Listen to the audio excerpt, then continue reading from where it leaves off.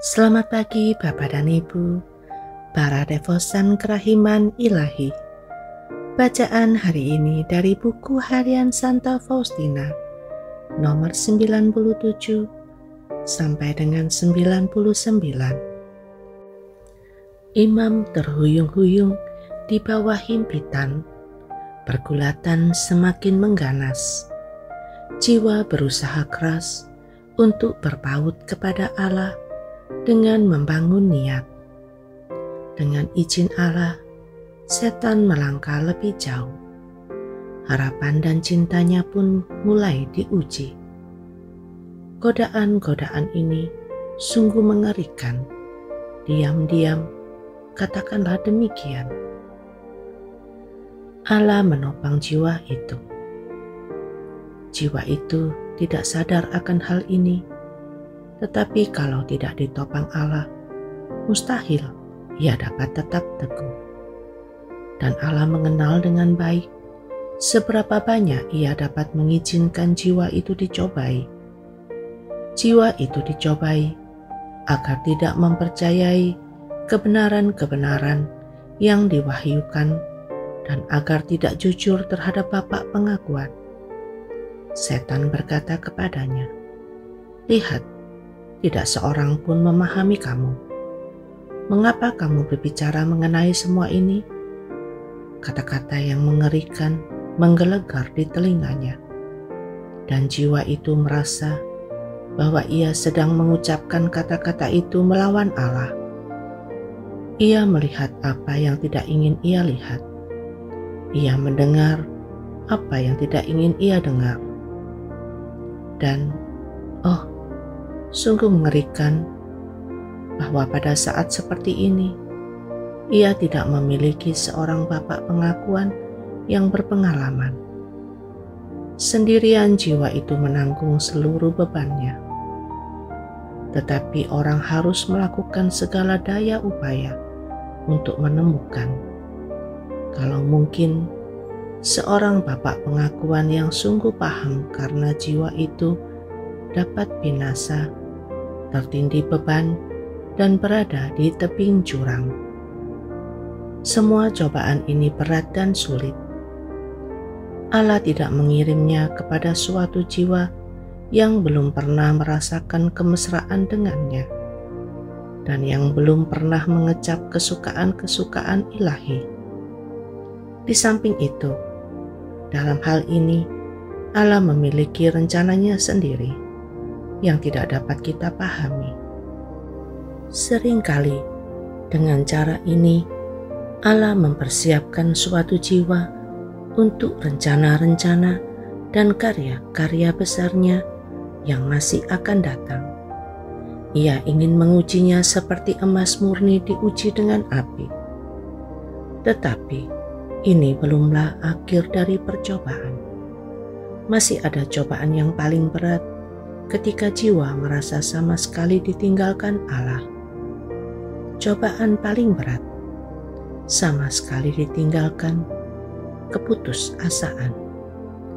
Ketika jiwa keluar dari cobaan-cobaan sebagai pemenang, meskipun tersandung di sana-sini, ia terus berjuang dengan gigih sambil dengan rendah hati berseru kepada Allah, "Selamatkanlah aku, sebab aku binasa."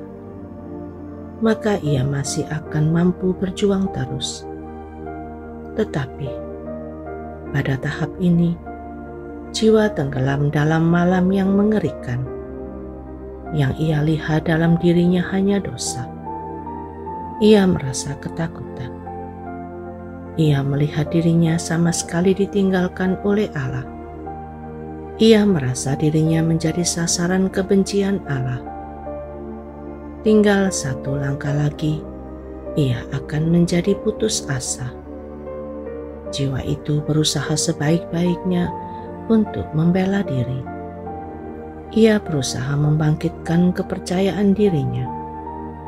Tetapi semakin ia berdoa, semakin ia merasa tersiksa. Seolah-olah doa ini semakin membangkitkan murka Allah. Jiwa itu mendapati dirinya ditempatkan di puncak suatu gunung yang tinggi, persis di pinggir suatu jurang. Jiwa itu sangat tertarik pada Allah, tetapi ia merasa ditolak. Semua penderitaan dan siksaan lain di dunia bukanlah apa-apa dibandingkan dengan kengerian yang mencekam jiwa itu, yakni ditolak oleh Allah. Tak seorang pun dapat memberikan kelegaan kepadanya. Ia mendapati dirinya sungguh-sungguh sebatang kara. Tidak ada seorang pun yang membelanya. Ia menengadah ke surga, tetapi ia yakin bahwa surga itu bukan untuknya, karena segala yang ia miliki sudah lenyap. Ia tenggelam, makin lama makin dalam, dari kegelapan ke dalam kegelapan, dan ia merasa bahwa ia telah selama-lamanya kehilangan Allah, yaitu Allah yang biasa ia cintai dengan begitu mesra. Pikiran ini merupakan suatu siksaan yang tidak dapat dilukiskan, tetapi jiwa itu tidak menyerah, dan ia berusaha mengarahkan pandangannya ke surga, tetapi sia-sia. Dan ini membuat siksaan semakin pedih. Kalau Allah ingin menahan jiwa itu dalam kegelapan yang sedemikian pekat, tak seorang pun akan mampu memberikan terang kepadanya. Ia merasa ditolak oleh Allah dengan cara yang keras dan mengerikan. Dari dalam hatinya meluncur keluh kesah yang memilukan, sehingga tak seorang imam pun akan memahaminya, kecuali kalau ia sendiri sudah pernah mengalami cobaan-cobaan ini. Di tengah-tengah siksaan ini, setan menambah penderitaan jiwa itu dengan mengolok-oloknya. Apakah engkau akan bertahan dalam kesetiaanmu? Inilah ganjaranmu. Engkau ada dalam kekuasaan Kami. Tetapi setan hanya memiliki kekuasaan atas jiwa itu sebatas Allah mengizinkannya. Dan Allah tahu seberapa berat beban yang dapat kita tanggung. Apa yang telah engkau peroleh dari mati raga-mati-ragamu? Tanya setan. Dan dari kesetiaanmu kepada peraturan itu, apa gunanya semua usaha itu? Engkau telah ditolak oleh Allah.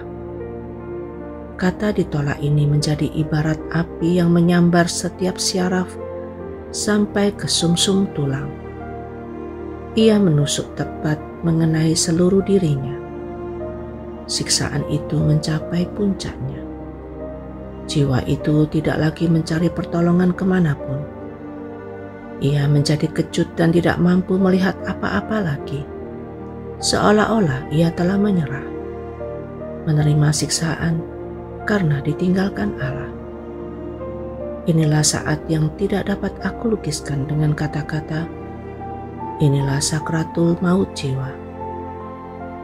Ketika untuk pertama kalinya saat siksaan itu mendekat, aku direnggut darinya oleh kuasa ketaatan suci. Karena cemas akan penampilanku, suster pimpinan para novis menyuruhku pergi mengaku dosa. Tetapi Bapak pengakuan tidak memahamiku, dan aku sama sekali tidak mengalami kelegaan. Oh Yesus, berilah kami imam-imam yang berpengalaman. Ketika aku bercerita kepada imam bahwa aku mengalami siksaan neraka dalam jiwa, ia menjawab bahwa ia tidak mencemaskan jiwaku, sebab ia melihat dalam jiwaku rahmat Allah yang besar. Tetapi aku sama sekali tidak memahami hal ini, dan bahkan terang yang samar-samar pun tidak memancar dalam jiwaku. Yesus, Engkau andalanku.